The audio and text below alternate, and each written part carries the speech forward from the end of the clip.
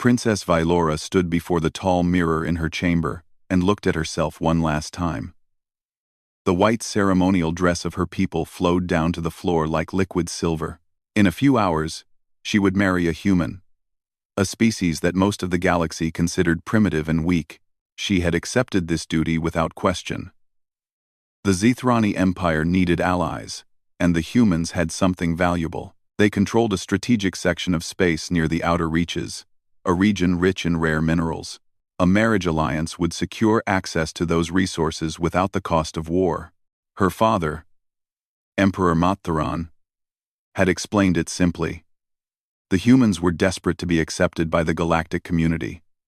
They would agree to almost anything, and Vailora, as the third daughter, was expendable enough to be sent away but valuable enough to make the gesture meaningful. She did not feel insulted by this. She understood politics. She had been trained for moments like this since childhood. The wedding took place on Harmony Prime, a neutral station that floated in the space between empires. Representatives from 17 different species filled the Great Hall, their strange bodies and stranger customs creating a sea of color and noise. Vailora walked down the central aisle with her head held high, ignoring the whispers that followed her. At the altar stood her future husband. His name was Daniel Cole, and he was the most ordinary-looking creature she had ever seen. He was tall for a human, with dark hair that was starting to turn gray at the edges. His eyes were a simple brown color, warm and calm. He wore a plain black suit that looked almost cheap compared to the elaborate costumes around him. When she reached him, he smiled at her. It was a genuine smile, not the practiced expression of a diplomat. For a moment, Vailora did not know how to respond. The ceremony was brief.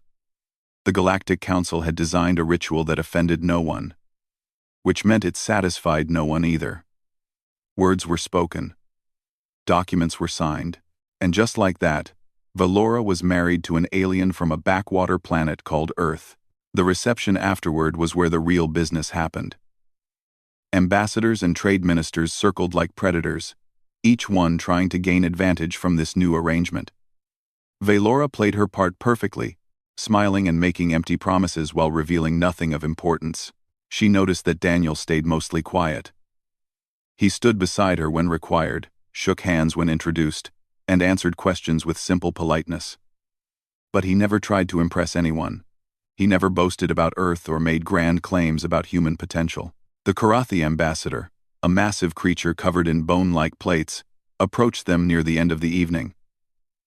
His name was Drexon, and he commanded one of the largest fleets in the galaxy. "So this is the human," Drexon said, looking down at Daniel with obvious contempt. "I expected something more impressive." "I apologize for disappointing you," Daniel replied calmly. Drexon laughed, a harsh sound like rocks grinding together. "Your species has existed for what?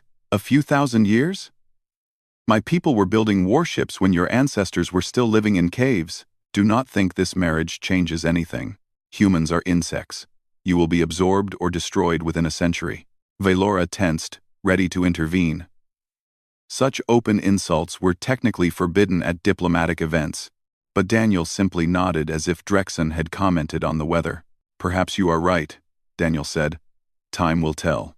Drexon snorted and walked away, clearly unsatisfied by the lack of reaction. Vailora turned to her new husband with confusion in her eyes. "You did not defend yourself," she said. "There was nothing to defend," Daniel replied. He stated his opinion. "I acknowledged it. What would fighting accomplish?" Vailora did not have an answer. They left Harmony Prime the next morning aboard a diplomatic vessel called the Meridian. It was a Zethrani ship, crewed by her people, but modified to accommodate human needs. Daniel had been given a section of the ship for his personal use, and Vailora was surprised by what he did with it. He built a garden, using soil and seeds brought from Earth. He created a small green space filled with plants she had never seen before. There were flowers of different colors, vegetables growing in neat rows, and a single tree that he called an apple tree. He spent hours there each day, watering and pruning and talking to the plants as if they could hear him. "Why do you do this?" Vailora asked one afternoon, watching him work. "Because it reminds me of home," he said. And because growing things helps me think. What do you think about? He paused and looked at her with those calm brown eyes. Many things. The future. The past. What kind of galaxy I want to leave behind. It was a strange answer. Too large for such a simple man. Valora filed it away in her mind and continued observing.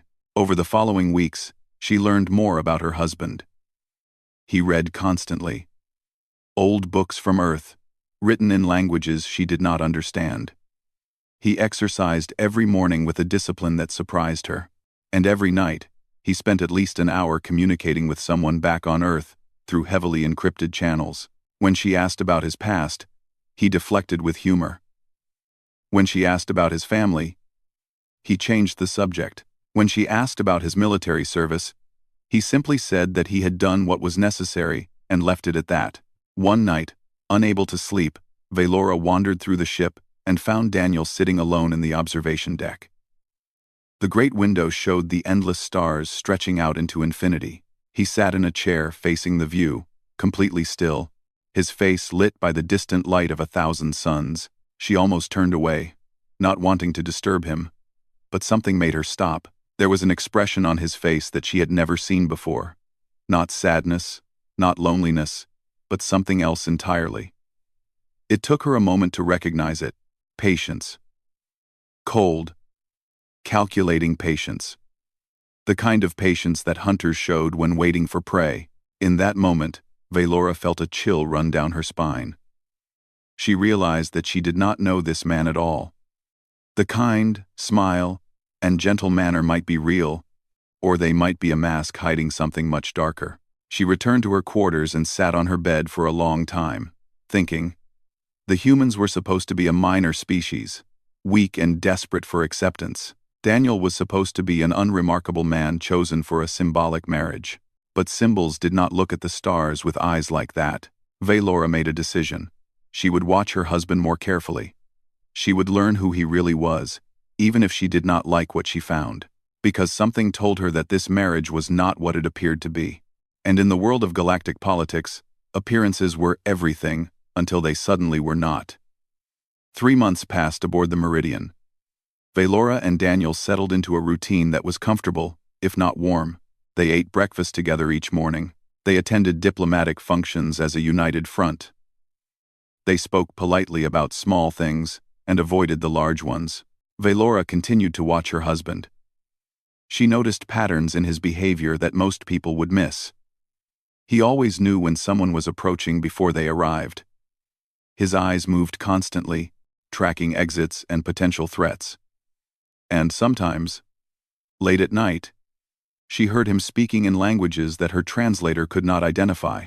She had just begun to accept that some mysteries might never be solved when the Karathi Empire made its move. It happened without warning. One moment, the Meridian was traveling through neutral space on its way to a trade conference. The next moment, alarms filled the ship as 50 Karathi warships dropped out of faster-than-light travel and surrounded them. Valora rushed to the bridge and found Captain Salorn already trying to hail the hostile fleet. His face was pale with fear. The Karathi ships were massive, each one bristling with weapons that could tear the Meridian apart in seconds. "This is Admiral Drexen of the Karathi Third Fleet," a familiar voice growled through the communication system. "We are here to discuss the human presence in the outer reaches. You will lower your shields and prepare to receive our inspection teams." Captain Salorn looked at Valora desperately. "Princess, we cannot fight them. We have no weapons that could even scratch their armor." "I know," she said quietly. Her mind was already racing through possibilities. She could contact her father. But the Zethrani fleet was days away. She could try to negotiate, but Drexen had made his contempt for humans clear at the wedding. Then Daniel walked onto the bridge. He moved calmly, as if 50 warships were not pointing enough firepower at them to destroy a small moon. He nodded politely to Captain Salorn and stood beside Valora. "Admiral Drexen," Daniel said. "This is unexpected. How can we help you?" Drexen's laugh echoed through the speakers. "You can help by surrendering your territorial claims in the outer reaches. Earth will withdraw from the region immediately. Your mining operations will be transferred to Karathi control, and you, human, will publicly acknowledge that your species is unfit for galactic citizenship. Those are significant demands, Daniel said. His voice remained perfectly calm. They are not demands, they are facts. You have 1 hour to comply, or we will demonstrate what happens to species that overreach their place in the galaxy. The communication cut off. Silence filled the bridge as the crew stared at each other with hopeless eyes. Vylora felt her heart sinking. This was it. The humans would be forced to surrender, and their brief moment in galactic politics would end in humiliation. She turned to Daniel, expecting to see fear or anger or desperation. Instead, she saw nothing but that same calm expression he always wore. "Excuse me for a moment," he said politely. "I need to send a message." He walked to the communication station and began typing. The crew watched him with confusion. What message could possibly help in this situation? Earth had no fleet capable of reaching them in time. The Zethrani could not intervene without starting a war. Daniel typed for less than a minute. The message he sent contained no words. Only a sequence of numbers that meant nothing to anyone watching. Then he stepped back and folded his hands behind his back. "Now we wait," he said. "Wait for what?" Vylora asked. "For my friends to respond." The hour passed slowly.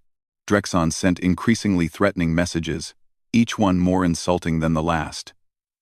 Captain Salorn begged Vylora to negotiate. The crew prepared for death, writing final messages to their families and making peace with their gods. Daniel stood at the window and watched the stars.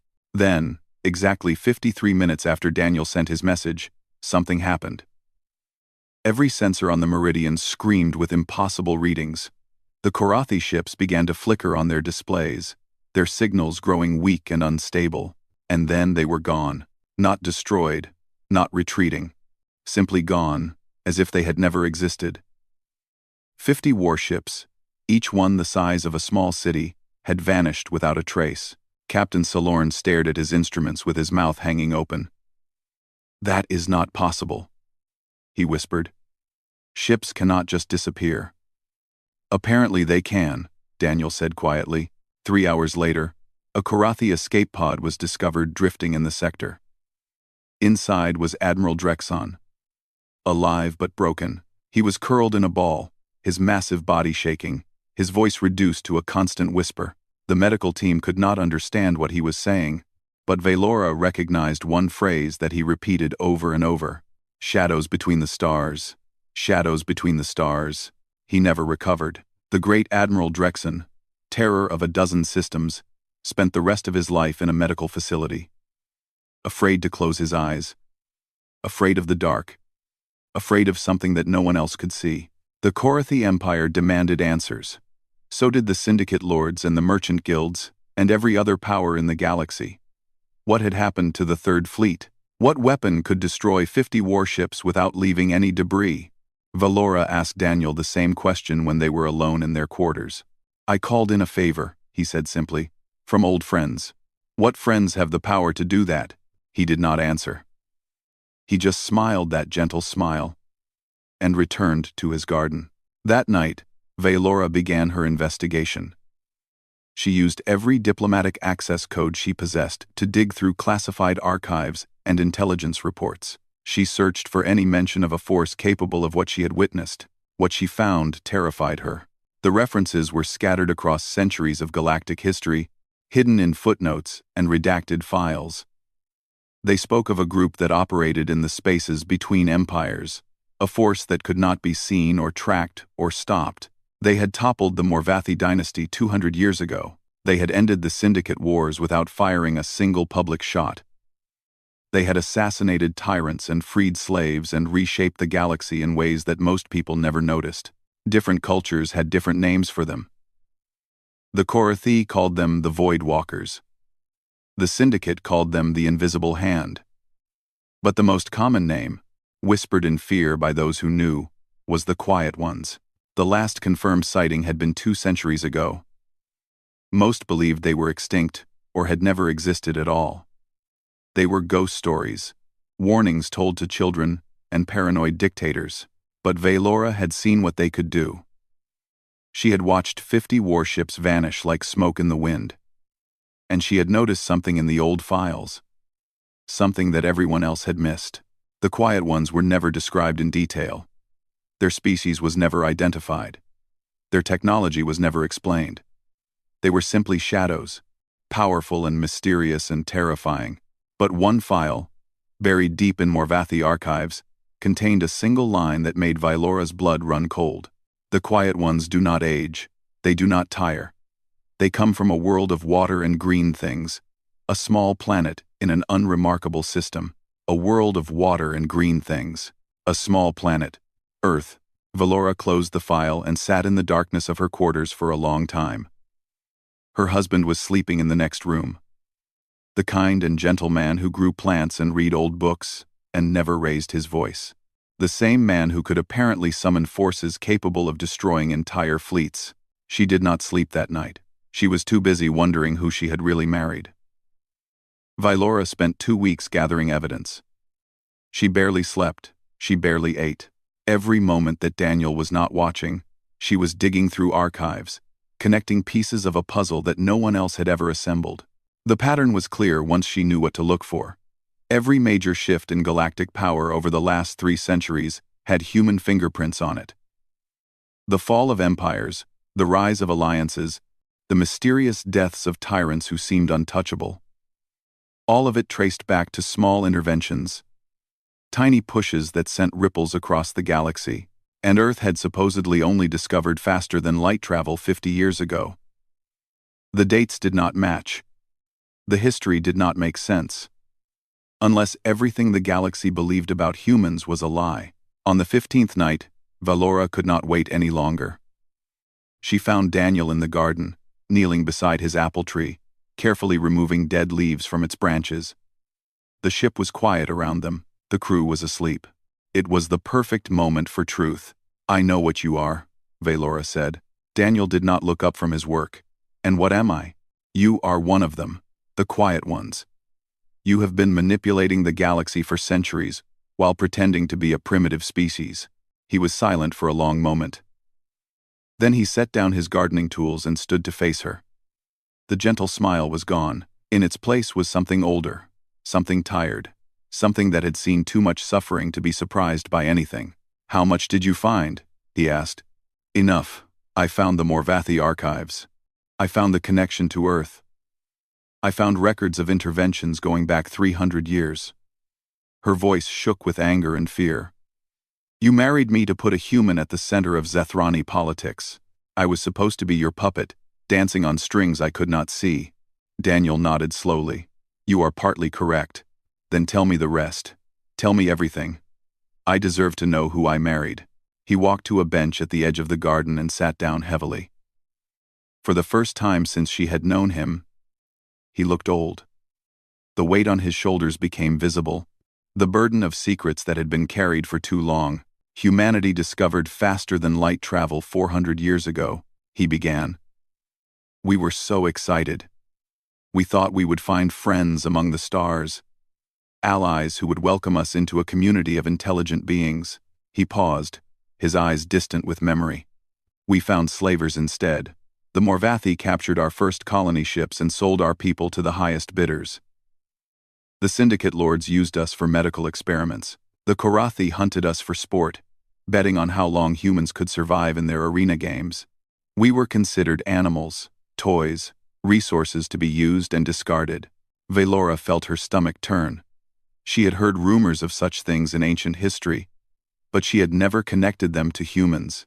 "For 100 years, humanity suffered," Daniel continued. "We were scattered across the galaxy, owned by different masters, forbidden from gathering or organizing. They tried to break us. They almost succeeded. But they did not," Valora said quietly. "No. They did not understand what humans are.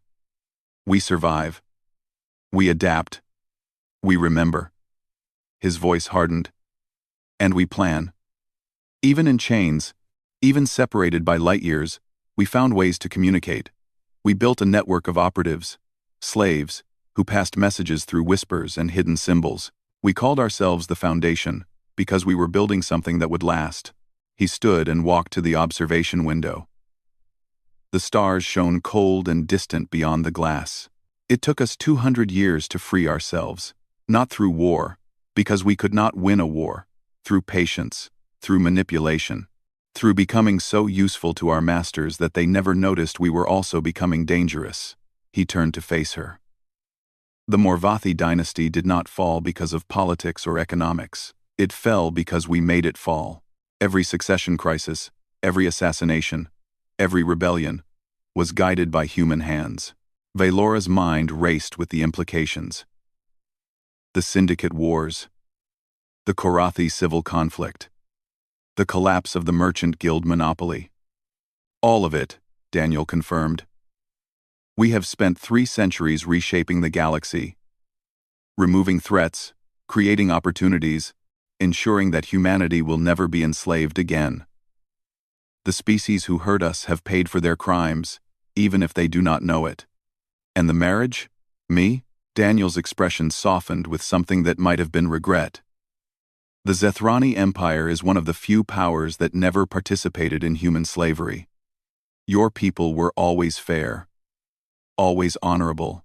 We wanted an alliance with you, a real alliance, not built on deception, but you deceived me anyway. I did.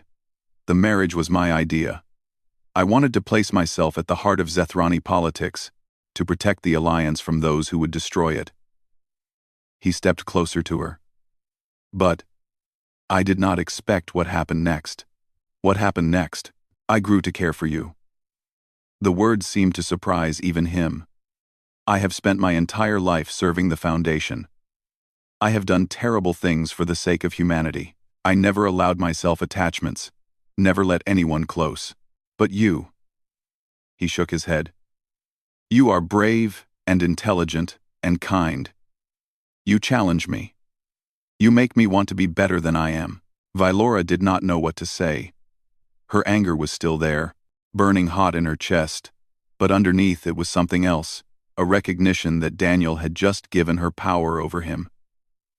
He had revealed his greatest secret and his greatest weakness in the same breath. I am offering you a choice, Daniel said. You can expose everything. You can tell the galaxy what humans really are. It will cause chaos. Wars will break out. Millions will die. But the truth will be known. Or you can stand beside me, help me build something better. The Foundation does not want to rule the galaxy. We want to protect it, to guide it toward a future where species like humanity can exist without fear. We have been working in shadows for too long. Perhaps it is time for partners. Indeed also there, Vylora stared at him. This man, this impossible man, was offering her a role in a conspiracy that spanned centuries. He was trusting her with information that could destroy everything he had built. Why would you give me this choice? She asked. Why not just kill me? Or manipulate me into silence? Because I am tired of manipulation, Daniel said simply. And because I think you deserve better than lies. Vylora turned away from him and walked to the observation window. The stars stretched out before her. Countless points of light representing civilizations and empires and histories she was only beginning to understand. Her husband was a monster, or a hero, or both at the same time. She thought about her duty to her people, her loyalty to her father, her belief in the principles she had been raised with. She thought about the Korathi and the Syndicate and all the others who had tortured humans for sport. She thought about Daniel kneeling in his garden, caring for plants from a world he could never safely return to. I need time, she said finally. Take all the time you need. Vylora did not go to bed that night. She sat in the observation deck until the artificial dawn, watching the stars and wondering what kind of galaxy she wanted to live in. Vylora made her decision 3 days later. She found Daniel in the communication room, sending another encrypted message to Earth. I will stand with you, she said. Daniel turned to look at her. His face showed nothing, but his eyes softened with relief. Are you certain? Once you choose this path, there is no going back. I have thought about it carefully. The galaxy is broken. The strong prey on the weak. Empires rise and fall. But the suffering continues. She stepped closer to him. If you truly want to build something better, then I want to help, but I will not be your puppet. I will be your partner, or I will be nothing. Partners, Daniel agreed. He extended his hand, and she took it. For one brief moment, Violora felt hope. She believed that they could make a difference together, that the future might be brighter than the past. Then everything fell apart. The news broke 3 weeks later. Someone within Zethrani intelligence had pieced together fragments of truth and shared them with other empires. Perhaps they had intercepted communications, perhaps they had bribed the right people, perhaps they had simply guessed correctly. The source did not matter. What mattered was the result. The galaxy erupted in panic. The Korathi accused humans of destroying their third fleet through forbidden weapons. The Syndicate lords demanded immediate sanctions against Earth. The merchant guilds suspended all trade with human systems. Even species that had been friendly toward humanity suddenly grew cold and suspicious. Valora's own father summoned her home to face judgment. The message was clear and formal, using language reserved for criminals and traitors. Emperor Mathurin believed that his daughter had knowingly aided human deception. She was to return immediately to stand trial. You should go, Daniel said when he read the message. Distance yourself from me. Declare the marriage void. Your people will understand that you were deceived. And leave you to face this alone? I have faced worse. Valora shook her head. No. If we are partners, then we face this together. Running away now would only confirm their fears. They traveled to Grand Tribunal Station, where representatives of every major power had gathered to decide humanity's fate. The station was massive, an artificial world floating in neutral space, designed specifically for moments of galactic crisis. Armed ships from a dozen different empires surrounded it, all of them pointing weapons at each other and at the small human vessel that docked at the central port. The tribunal chamber was enormous. Thousands of delegates filled the curved seats that rose toward the ceiling. At the center stood a raised platform where the accused would stand. Valora and Daniel walked to that platform together, surrounded by armed guards, watched by billions through broadcast feeds. Emperor Mathurin sat in the Zethrani section, his face hard as stone. He did not look at his daughter. The chief arbiter, an ancient being from a species so old that no one remembered their original name, called the tribunal to order. Daniel Cole of Earth, you stand accused of conspiracy against the Galactic Council. You are accused of commanding secret military forces that have committed acts of terrorism against sovereign nations. You are accused of marrying a member of Zethrani royalty under false pretenses. How do you answer? Daniel stood calmly, his hands clasped behind his back. The accusations are partially true. The chamber exploded with noise. Delegates shouted accusations and demands. Guards raised their weapons. The chief arbiter had to call for silence repeatedly before order was restored. You admit your guilt? The arbiter asked. I admit that humanity has operated in secret for centuries. I admit that we have intervened in galactic affairs. But I do not admit guilt, because I reject the premise that we have done wrong. You reject the premise? A Korathi delegate stood, his armor bristling with anger. Your people destroyed 50 of our warships. You murdered thousands of our warriors. Your warriors who were threatening to destroy a diplomatic vessel and force humanity into submission, Daniel replied. They were the aggressors. We defended ourselves. With weapons that should not exist. With forces that no one knew about. You have been lying to the galaxy since we first met you. Valora stepped forward. She had not planned to speak, but she could not stay silent any longer. May I address the tribunal? The chief arbiter nodded. Valora turned to face the thousands of delegates, the cameras, the galaxy watching her. Her voice was steady and clear. You accuse humans of deception. You accuse them of building power in secret. You ask why they did not trust the galaxy with the truth. She paused, letting her words settle. I ask you to consider why they felt the need to hide. She pointed at the Korathi section. Your ancestors enslaved humans and sold them as property. She pointed at the Syndicate lords. Yours used them for medical experiments, testing drugs and diseases on living people. She swept her arm across the entire chamber. Almost every major power in this room participated in the torture and murder of humans when they first reached the stars. The chamber fell silent. Humanity learned that weakness means death. They learned that trust leads to chains. They built their power in shadows because the light was full of predators. Vylora's voice rose with passion. And now you are angry that they succeeded? Now you demand they make themselves vulnerable again? They are a threat, a syndicate lord called out. Any species with that much hidden power is dangerous. Then you should be grateful they are merciful, Vylora replied.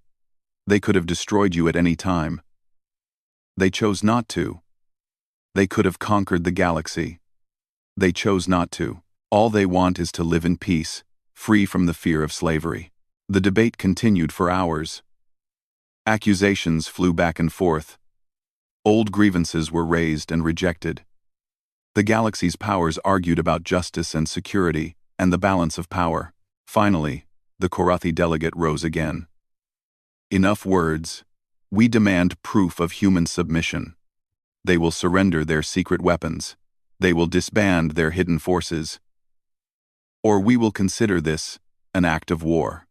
Daniel stepped forward. He raised one hand.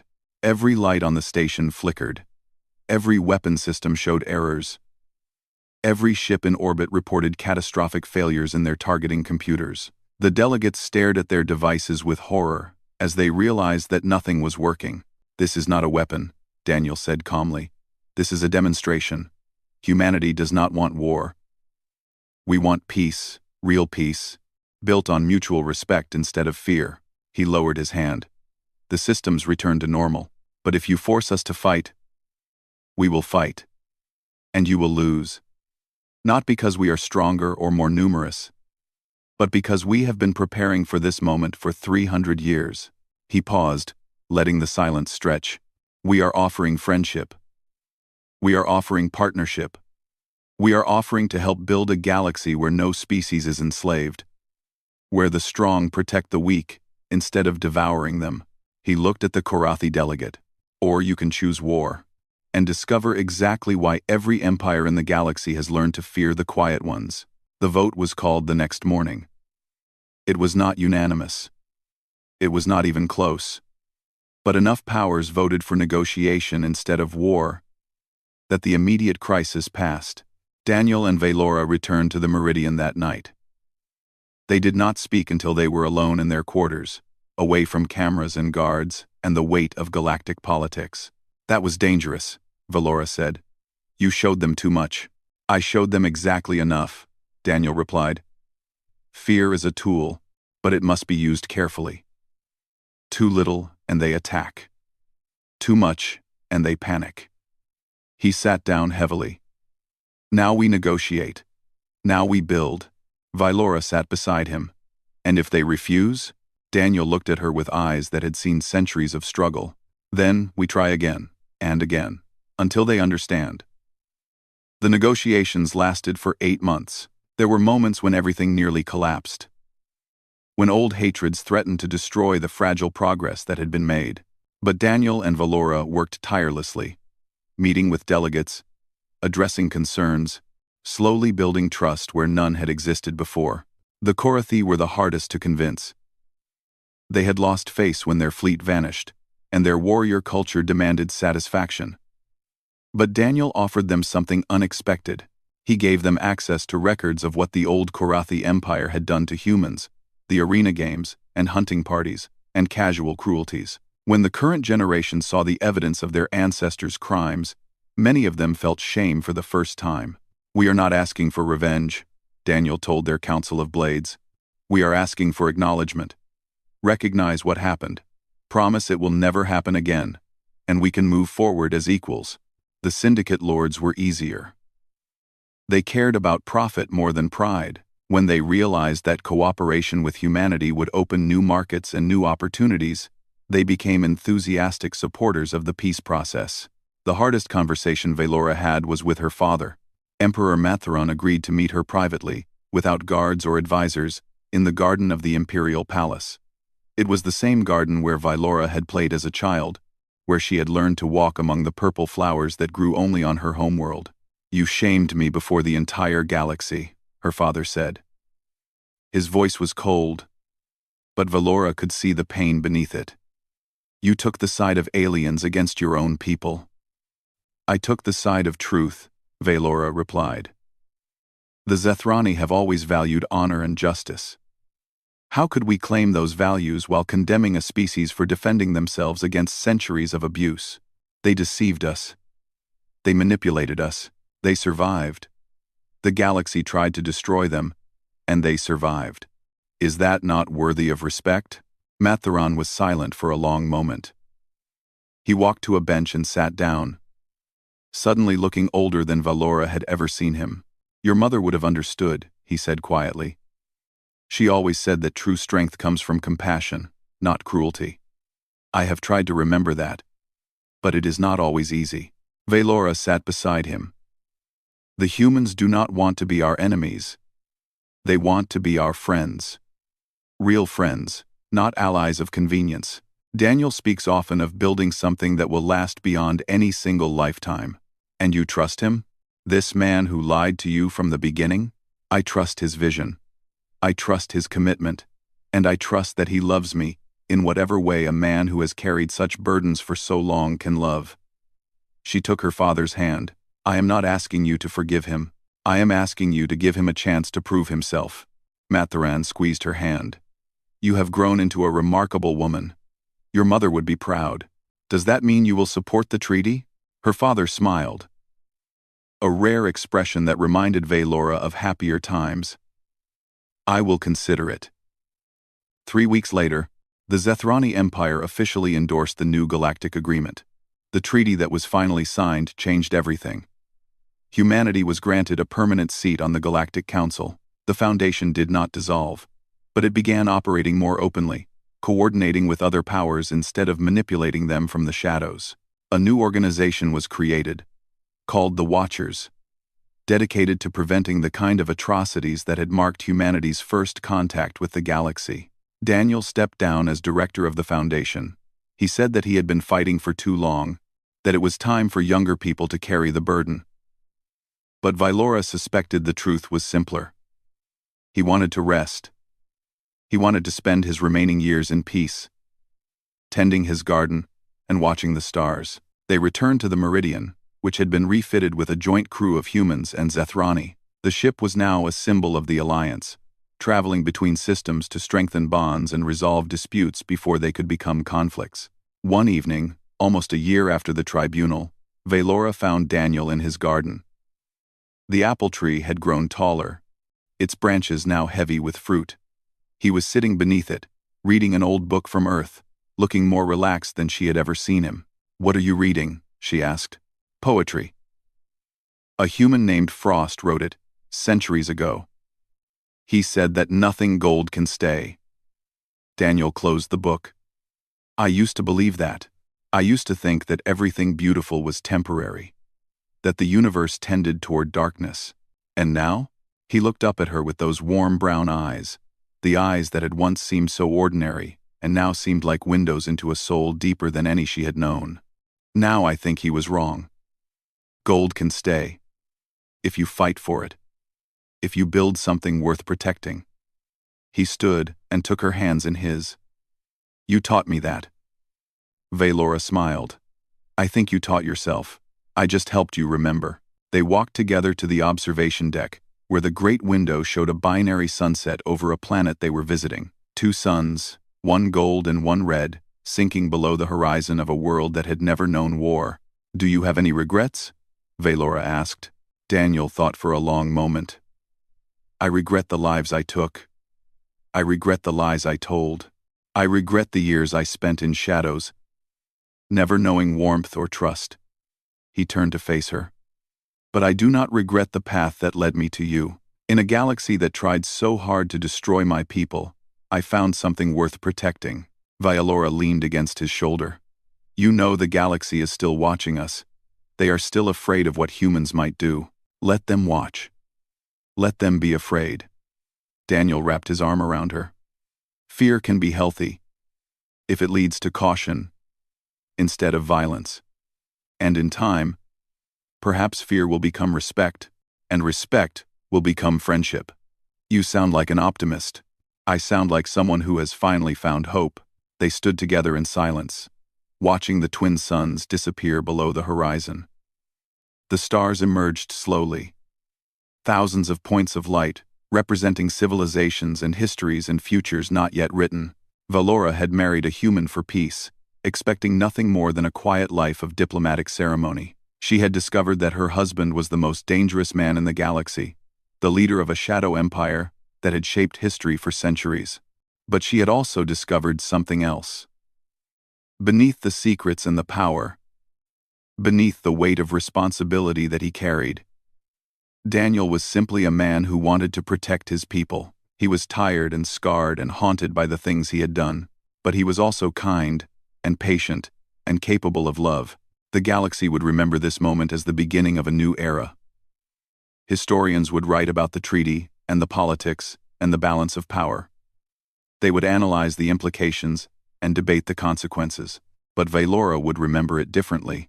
She would remember standing beside her husband, watching the stars, knowing that they had built something together that would outlast them both.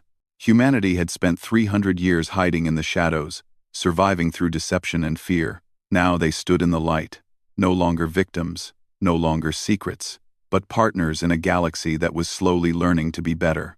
And if anyone threatened that fragile peace, if anyone tried to return to the old ways of cruelty and domination, they would discover exactly why every empire in the galaxy had learned to fear the quiet ones. Because humans protected what they loved, and they had finally found something worth loving.